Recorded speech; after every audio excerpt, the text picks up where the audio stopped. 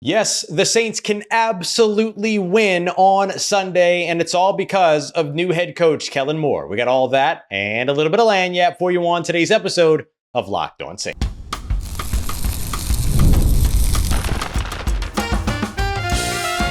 You are Locked On Saints, your daily New Orleans Saints podcast.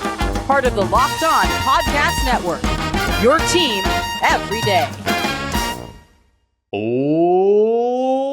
What is good, Who Dat Nation and Who Dat family? I am your host, your friend, Ross Jackson, New Orleans native, your New Orleans Saints expert and credentialed member of the media covering those New Orleans Saints as a Saints beat writer over at LouisianaSports.net. And on today's episode of Locked On Saints, all new everything as the New Orleans Saints' new era officially begins. We'll highlight why Kendre Miller is one of the most important players on the field on Sunday against the Arizona Cardinals. We hit a couple of other player names there as well. But first, I want to tell you why it is that I believe the New Orleans Saints can win on Sunday and how it all starts at the top. We appreciate you very much, as always, whether it's your first time or your next time being here with us this time, making us your first listen, and being an everydayer here on the show, which is a proud part of the Locked On Podcast Network, your team every day. Today's episode is brought to you by Mazda, and just like there is more to every player, more dedication, more attention to detail, there's more to a Mazda vehicle. Stay tuned for later in the episode as we highlight this week's Moving the Game Forward. The New Orleans Saints can move their game forward with a win against the Arizona Cardinals to kick off this season with another opening game win, and I believe the New Orleans Saints can do it. I haven't settled entirely on my actual prediction yet, but I want to highlight what the New Orleans Saints need to do to get a win. As we start to take a look at the game plan here and what we can expect, I want to start over on the offensive side of the football because I think that one of the biggest reasons why the New Orleans Saints can win is the guy calling plays on offense, and that's head coach Kellen Moore. Kellen Moore is not just any former quarterback that's a head coach. He is the winningest quarterback in college football history. That is the youngest head coach in NFL, or not in NFL history, but in the NFL right now in 2025. I think those two things help him understand exactly what it is that Spencer Rattler, the New Orleans Saints starting quarterback for week one, is going to need in order to get things going for himself. Obviously, if you want to win a football game, you need good play from your quarterback. Spencer Rattler is coming in and starting his first game in the 2025 season. He started 6 games in 2024, but barely played with any kind of supporting cast. Now he has his entire supporting cast, but that doesn't mean that he needs to go out there and start letting it rip, right? I think what you really want to do with Spencer Rattler is give him the support of a run game and get him in rhythm. I think those two things are going to be the most important. Nick Underhill and I were just talking about this over at our new NOF pod, which premieres on Tuesdays, where we go through the tempo and we were kind of going through a bunch of different things. And we were talking about what the Saints need to do for Spencer Rattler. And I mentioned support him with the run game and get him in a rhythm. And a good way that you get him in a rhythm, kind of like how that phrase is, in a rhythm, get him in a rhythm. I love saying that. But the way that you get him into a rhythm is to start with the short passing game. Get the ball out of his hands. Get him on timing routes. Get him working the RPOs, things like that. And also give him the support of a run game. So you get him going a little bit early. Get Devon Vele out there. Let him be the short hands guy. Hit a couple of slants and a couple of nice timing routes, things like that. And then just allow him to be able to get into rhythm. And nobody understands that better than Kellen Moore, who himself has been in that situation, who himself almost took a starting job at one point during the NFL up until his injury, and now has the opportunity to help Spencer Rattler not just develop now that he's got the starting job, but take advantage of every opportunity that's in front of him. And a big part of taking advantage of those opportunities is going to be Kellen Moore building those opportunities for him, and there's a lot of ways for him to do that. Now let's flip over to the defensive side. I think the other reason why the New Orleans Saints can win and what the New Orleans Saints will need to do in order to win is twofold on the defensive side, and they both come down to the defensive line. First of all, limiting Arizona on the ground. The Arizona Cardinals are a better run team than you might remember from last year. They're in the top 5 in the NFL with rushes over 15 yards. The New Orleans Saints were 31st against the run in terms of yards last season, and the Arizona Cardinals were top 10 in the NFL when it came to rushing yards in total. James Conner, as well as the rushing yards that you can get from a Kyler Murray out of the backfield, can be a lot of trouble. And the New Orleans Saints struggled in that area last year, but that was last year.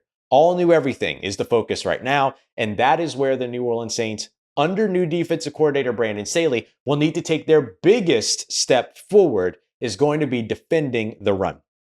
And I think you're doing that with Davon Godchaux right up top. We talked about him in a couple of episodes ago being one of the most important new additions that's under some pressure early on in the season to just show that, like, hey, I can have an impact, right? And so him being in that position allows him to be able to do that. And then I think you look at the way that this defensive line is dispersed, period, and really this defensive front. Now all of a sudden you have these 3-4 defensive tackles that are good run defenders, particularly in Nathan Shepard. Brian Brzee has some strides to make there, but he's going to have his opportunities because he's going to see more one-on-one matchups. Both of those guys on those 3-4 defensive end spots are going to have some space to attack inside and outside when it comes to these guards, because not only are you going to have Davon Godchaux being a space eater in the middle of the defense, but then you also have these two edge rushers, most likely Chase Young and Carl Granderson, that are rushing from that sort of wide nine perspective. We talk about the wide nine perspective, we mean lining up not just outside the tackle, but outside of where a tight end would be, right? Or outside the tight end that is there. And so when you do that, you're forcing those tackles to kind of pull and create some space. And so that's going to create some space for those three interior guys that are now locked up in these one-on-ones with a center and two guards. It's a good situation to be in. So if the Saints are able to win those one-on-ones, and if the linebackers, and I'll throw Alontae Taylor in there too, playing in the slot, or Ugo Amadi, we'll see if Alontae Taylor's healthy and ready to go for week 1. We'll have a better idea of that starting later on today as the Saints return to practice.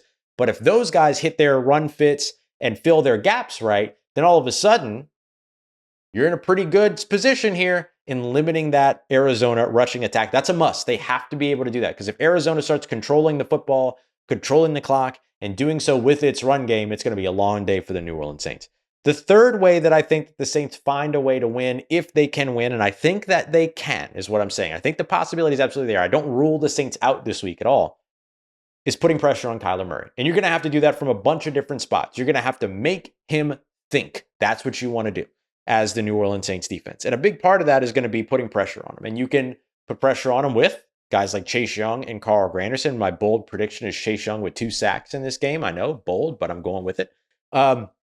Generating pressure from the second level, being able to sort of uniquely choose the most effective and efficient moments for Demario Davis to blitz. And of course, utilizing Alontae Taylor as a blitzer. Alontae Taylor opened up the season last year with 3 sacks up against Bryce Young. He's got another opportunity here up against Kyler Murray. I'm sure he's going to see a lot of work as a pass rusher should he be out on the field. If not, Ugo Amadi doing the same thing. You saw how much they blitzed him during that game up against the Denver Broncos. That shows you exactly how that star position is going to be utilized here in Brandon Staley's defense. I'm going to get to a few other pieces on the defense that I think are really, really important as we get to most important players. But I think those 3 things, if the Saints can show their improvement there, getting their quarterback into rhythm, limiting the ground game, putting pressure on the opposing quarterback, and ideally making plays at the opposing quarterback, not just putting pressure there, but getting to that quarterback and making an impact. I think that those are the 3 things that if the Saints really have improved those things, they put a lot of effort into improving all 3 of those areas in the offseason. If they have really, truly improved there, the New Orleans Saints can absolutely win on Sunday. But to me, it all starts with the coaching and starts with Kellen Moore. Coming up next, it goes from the coaching down to the players. Let's take a look at some of the most important players, including running back Kendre Miller on Sunday. We got that coming up for you next as we continue on with today's episode of Locked On Saints, part of Locked On Podcast Network, your team every day. It's Mazda's Moving the Game Forward, brought to you by those who believe it's not just about playing the game, but it's also about redefining it as well. Because these moments do more than just win. They help push what's possible. They remind us about that extra yard, that shift into the extra gear, and how to keep the game moving forward. And that's exactly what it is that the New Orleans Saints are going to be doing starting on Sunday, is trying to keep the game moving forward after an abysmal 2024 season that led to Dennis Allen being fired partway through the season. The Saints turned to Kellen Moore, who is the youngest quarterback in the NFL right now, and now new starting quarterback Spencer Rattler to help move this team into ideally its next golden era. That's the kind of stuff that keeps fans and players alike moving forward, the chase for the next great moment. So when you follow what moves you, the unexpected is only the beginning. And just like there's more to every highlight, there's more to a Mazda vehicle. Mazda, move and be moved. Today's episode is brought to you by Supply House. When that opening whistle blows on a new repair, you want to make sure that your crew is moving forward with Supply House. Order today and see parts on your doorstep as early as tomorrow. Over 280,000 plumbing, HVAC, and electrical items that are coming from the most trusted brands in the business. They've got real-time inventory as well as honest lead times to keep you from punting on projects like I often do. They also have their part finders tools and 3D schematics that can save you hours on jobs where the details matter most. Join the free Trade Master program today and get some serious perks, including priority shipping, lower prices, and that dedicated support line directly for you. Visit supplyhouse.com to sign up for free and use the promo code SHNFL5 for 5% off your first order. That's supplyhouse.com. Real people, real service. All right, family. I think Kendre Miller is one of a few of the most important players to hit the field on Sunday. And that's up against the Arizona Cardinals. I think he might end up being one of the most important players here throughout the season. This is a guy that is rejuvenated, that has found his joy, and that is ready to play some football. Looked pretty good throughout preseason, looked very good throughout training camp. He is the bona fide RB2 now, behind and next to Alvin Kamara. I say next to as well because I'm sure you're going to see some snaps where both of them are on the field together, and he's going to free up a lot of different things. So here's why I think Kendre Miller is one of the most important players on the football field. First of all, his ability to be able to run through contact is something that the New Orleans Saints desperately need. This Arizona Cardinals front is shifting and changing. They added Josh Sweat. They brought back Calais Campbell. They add Dalvin Tomlinson on that defensive line. They drafted Walter Nolan. However, Walter Nolan's not going to be available because he's on the physically unable to perform list. So he's out for at least the first 4 games. But still, with Dalvin Tomlinson and those other additions, plus the draft selection of Jordan Birch as well, those guys can come in and have a pretty big impact if they get to gelling quickly. The good news for New Orleans is that the Arizona Cardinals pass rush saw some big changes. So seeing them have a major impact in the pass rush would require all of those new pieces to gel immediately. That's not necessarily the case in run defense, though. And so for New Orleans, I think that getting Kendre Miller going could be one of the biggest and most important things that they do. Because you want that yards after contact, physical rushing ability working on your side, especially if you're having trouble creating yardage with your offensive line, picking up those yards before contact. And so you want a guy that can create some yards after contact, and that's what a guy like Kendre Miller can do. The other thing is, when it comes to that pass rush, he's got to be able to stand back there and be a good pass blocker for you and be a good pass blocker for Spencer Rattler to keep him healthy, keep him safe, and keep him from being under pressure. And then lastly, the last thing that I wanted to take a look at here is simple. It opens up Alvin Kamara's game. Alvin Kamara said he wanted to be utilized more efficiently. Now, that doesn't necessarily mean that he has to be, seeing less than 200 carries or anything like that. I think that the other thing that you're looking for with him is, can you use him more sparingly but more efficiently? And if Kendre Miller gets going and catches a rhythm, then I think that that's absolutely a thing that you can do with Alvin Kamara, and that allows him to be able to be utilized to his best extent in the run game, but also allows you to be able to have Kendre Miller in the backfield and move Alvin Kamara around, use him in the slot, use him out wide. Heck, line him up at Wildcat if you want to. There will be a lot of new things that you can do with this New Orleans Saints offense if there is a bona fide, true, and productive RB2 finally for this team in 2025. Not only does it open up his game, but it opens up Alvin Kamara's game as well, just like our good friend Darian Gray highlighted over at the Saints Squad, which you can check out. We had a ton of fun in last night's show doing a bunch of superlatives. So make sure you go and check that out as well, wherever you get your podcasts and on YouTube here on Locked On Saints. All right, jumping over to the defensive side, another guy that I want to highlight that I think is going to be one of the most important players here. And really, it's really two players. It's the safeties. It's Julian Blackman and it's Justin Reid. I think the New Orleans Saints safeties might be their strongest position group. I've said that before on the show. Defensive line is certainly in there too, but we got to see it from the defensive line, right? It's one thing to get pressure. It's another thing to actually bring a quarterback down to the ground. It's one thing to add all these players when it comes to what you're trying to do in terms of improving your run game. It's another thing to actually make the tackles, right? But at safety, in terms of identifying what it is that the offense wants to do, making adjustments, that's all Justin Reid's job. He is going to be incredibly important for this defense. Because if New Orleans wants to win this game, they're going to have to do it with defense. I don't see the offense going out there and scoring 30, 40 points. So you got to keep this game tight. And so the defense is going to be in charge of doing that and helping to keep the Arizona Cardinals from putting points on the board. The Saints want to get back to an era where you can score 21 points and win a football game. The Saints did that for a little while. Like, their defense was so good that they were allowing just barely over 20 points in certain games. And it allowed the offense to be able to score 22, 23, 24 points and win football games. That's what they got to do this year if they want to maximize their ability to win. It's going to start on the defensive side. And a guy that's going to be able to also help to do that, beyond Justin Reid, his high football IQ and making the adjustments on the defensive side to try to adjust to what it is that the offense is showing, is the safety right next to him in Julian Blackman. Julian Blackman's a ball hawk. The New Orleans Saints need somebody that's going to be able to take the football away. Julian Blackman can take the football away. That gets the ball back to the offense. And so if you're an offense that's struggling to find rhythm, if you're an offense that's struggling to put points on the board, getting the ball back is the best thing that you can do. You don't want to shy away from the offense trying to catch a rhythm. You want to get the ball back in their hands and let them go out there and catch that rhythm. And so that's where Julian Blackman comes in. I think he can be a major benefit for this New Orleans Saints football team in 2025, particularly over on the defensive side. The Saints have had years of players leading the team in interceptions with 3 or 4 interceptions. Julian Blackman could be the guy that changes that. And so I think Julian Blackman is going to be a really, really important piece alongside Justin Reid here on Sunday going up against the Arizona Cardinals. And the other guy that I think is going to be very important is somebody that we've highlighted already here on the show, Alontae Taylor. If he's out there and if he's playing on Sunday, getting him active, allowing him to be able to do all these different things. One of our superlatives over on the Saint Squad show last night was Lanyap.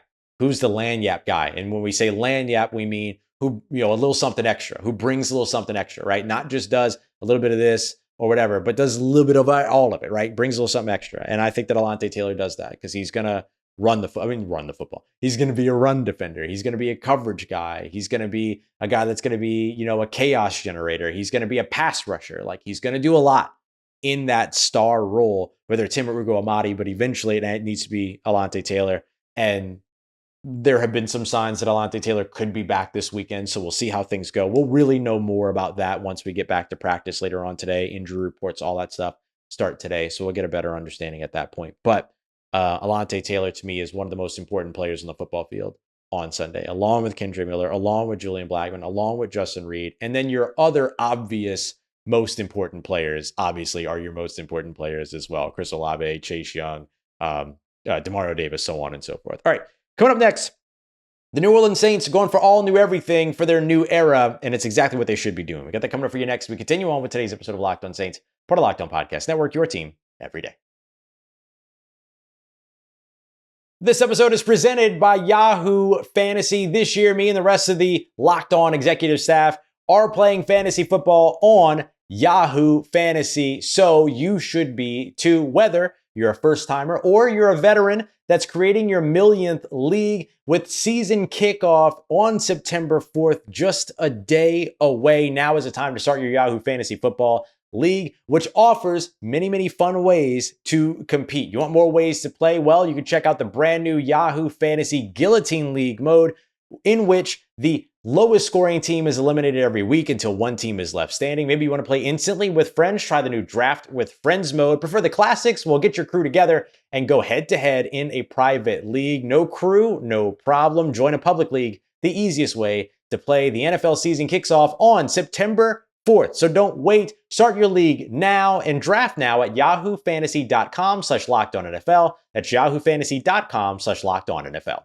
Today's episode of Locked On Saints is brought to you by our friends over at FanDuel. The NFL season is officially here, and that means that FanDuel is getting you ready for kickoff with a can't-miss offer. Right now, new customers can bet just $5, and if that first $5 bet wins, you get $300 in bonus bets that you can use across the app. That's $300 for winning your first $5 bet. Let's take a look at some of the things going on here for the New Orleans Saints, most namely the spread. The New Orleans Saints right now are the largest home underdogs across the NFL, plus 6.5 up against the Arizona Cardinals. I like the points there. If you're looking for something to put your first $5 down on, that might be one that you want to check out. You can check out a ton more over across the FanDuel app as well. And try to check out live betting as well. It's one of my favorite ways to use the FanDuel app. So are you ready to play? If so, download the FanDuel app by visiting FanDuel.com to get started. That's FanDuel.com to place your first $5 bet. Let's get it, Who Dat Nation. The New Orleans Saints are embracing everything new about themselves, and I say this with my whole chest. It's about dang time. I want to break down some of the newness that's going on with New Orleans that we already know, but how it is that they are so clearly embracing it. We appreciate you very much for being here with us. Last week, you got the NFC South preview here on Locked On Saints, but it's not too late to binge the entire 8-episode series over at Locked On NFL as a part of our Locked On NFL season preview. So go and check it out. We have the NFL playlist, Locked On NFL playlist over on YouTube, which is part of Locked On Podcast Network, your team every day. Go and check it out. The New Orleans Saints have a lot of newness going on. New head coach, new offensive coordinator, new defensive coordinator, new play callers. That means on both sides of those equations, new special teams coordinator, new coaching staff, new quarterback, new defensive look, new offensive system, new defensive system. So much has changed around this New Orleans Saints team to the point where they've even gotten younger. And they were aided in that endeavor, right? Of course, they had the quarterback that shall not be named for you Saints fans that care about that. Ended up retiring. Surprise. Tyrann Mathieu, shout out LSU, ended up retiring. Surprise. And so the team got a lot younger because of that. Then they made some moves as well. They moved away from guys like JT Gray, for instance, who was kind of pushing that 30-year-old spot and everything. And so the Saints made some moves. They got younger. They signed 8 drafted players from the draft class. They brought in players from waivers, which is something that we rarely ever see the Saints do during roster cuts. They were always so focused on just keeping their guys, that all of a sudden they're bringing in this undrafted free agent rookie and that undrafted free agent rookie and this second-year guy, and they're trading for this second-year player and that second-year player, and this third-year player. Like the Saints did a whole lot of that work over the course of the offseason. They kept 2 undrafted free agents on their initial 53, technically 3 with Xavier Truss being added via waivers, but they kind of went these different ways to be able to bring these guys in. And so for New Orleans, like this is truly all new everything. And after years and years and years of trying the same thing and expecting different results, while saying that as they try that it's insanity to try different things and expect different results, or try the same thing and expect different results, while flying in their own face when it comes to that conversation, they finally embraced the newness. And this is exactly what the New Orleans Saints needed. They're not going to use the word rebuild. We've talked about that before here on the show, but this is so clearly exactly what that is, right? It's a retool. It's a refresh. Maybe you want to call it whatever you want. It's a reload. We've used that before here on the show. But the good thing is that the Saints have embraced it. They have embraced the idea of doing something different and an attempt to achieve a different result. It's a first. Outside of the Clint Kubiak hire. Let me give him credit for the Clint Kubiak hire. But then last year, you saw all of it come to a head. Like the Saints hadn't fired a head coach in season in decades, and they moved on from Dennis Allen. Then they go out and they hire the NFL's youngest head coach now in Kellen Moore, bring in a new innovative offensive mind to be their head coach. First time that they've done that since Sean Payton was hired back in 2006, so on and so forth. And now they're embracing it, right? Gold jerseys to open up the season, brand new. New helmets coming later on this season. Heck, they're even painting the end zone gold for the first time in what feels like forever in the Superdome going into this game. The New Orleans Saints have not adequately, more than effectively, more than adequately embraced everything that's new. And I believe Kellen Moore is at the top of that, or a part of the top of that. The Saints have now brought in Thomas Dimitroff to come and help out as a consultant, right? They had Dave Ziegler doing that. Then Dave Ziegler went on to become the assistant general manager with the Tennessee Titans. They have Randy Mueller already in the building. They have Scott Linehan in the building. They already have Jeff Ireland, who's another former GM in the building. They have gone out there and gotten guys that have found success, brought them to this organization and said, argue with us and tell us what we're doing wrong. And I love that. I think that's great. I think it's a very, very good thing to do. So with all of that considered, the Saints are ready to embrace their new era, and that new era begins Sunday up against the Arizona Cardinals. It could begin on a high note. It could begin on a low note, neither of which will be representative about what the entire new era actually looks like. We'll have to wait and see. But in any case, I think the New Orleans Saints are finally doing what it is that they have long since needed to do, which is embrace where they are in their NFL lifespan and life cycle. They've done that adequately, in my opinion, and embrace something new, tie themselves to something new. And they have done that, and they have done it to like the 10th degree, the nth degree, whatever that phrase is, 10th degree, the nth degree. I don't remember which one it is. But they have done it, and they've done it big here so far. And I think Kellen Moore is a big part of that, as is Brandon Staley, if I'm being completely honest. I think the defensive changes that the Saints are undergoing this offseason in terms of prototypical changes when it comes to their edge rushers, their front change, the way that they play, the way that they play coverage, where the communication's coming from, all of it has changed. And a lot of that is in the vision of Brandon Staley. One thing that didn't change is that Jake Haener is still on this active roster. I wanted to break this down because I thought that this was a really interesting move. So the Saints filled the roster spot that they opened up with JT Gray being released, which was the big surprise. You can catch that in yesterday's episode. But then they bring back Jake Haener from the practice squad up to the active roster. Why do this? I think it's because it's actually a good move. It's a logical move. New Orleans will have to have 7 players inactive. They can't have 53 players active on game day. They got to have 46. It's the NFL's stupidest rule. But they have to. They have to have 7 players inactive. You might as well have one of your inactive players be your emergency third quarterback, because you can't pull your emergency third quarterback from the practice squad. It has to be an active roster person that is inactive for that game. So I think that's one of the reasons why you're going to see Jake Haener on the active roster. He'll be the emergency third quarterback on Sunday. So some things are new, some things are not, but the New Orleans Saints mostly brand new heading into this season. That's exactly where I think that they need to be. All right, before we get into what's coming up in tomorrow's episode, I want to tell you about a couple different things that I want to make sure that I highlight. First of all, go back and watch yesterday's squad show. Myself, Dylan Sanders, John Hendricks, Lance Moore, Darian Gray. Amazing, super fun show. One of the most fun hours I've ever had creating content. So please go and check out the squad show from yesterday. It was super fun. We did a bunch of superlatives, including some that were like New Orleans food themed and everything like that. It was just a blast. And Dylan does probably one of the funniest ad reads ever, mostly by accident. So go and check that out as well. We'll have that over for you. You can also make sure that you're finding us each and every day here on Locked On Saints. Don't forget that we're here Monday through Friday and then some here throughout the season.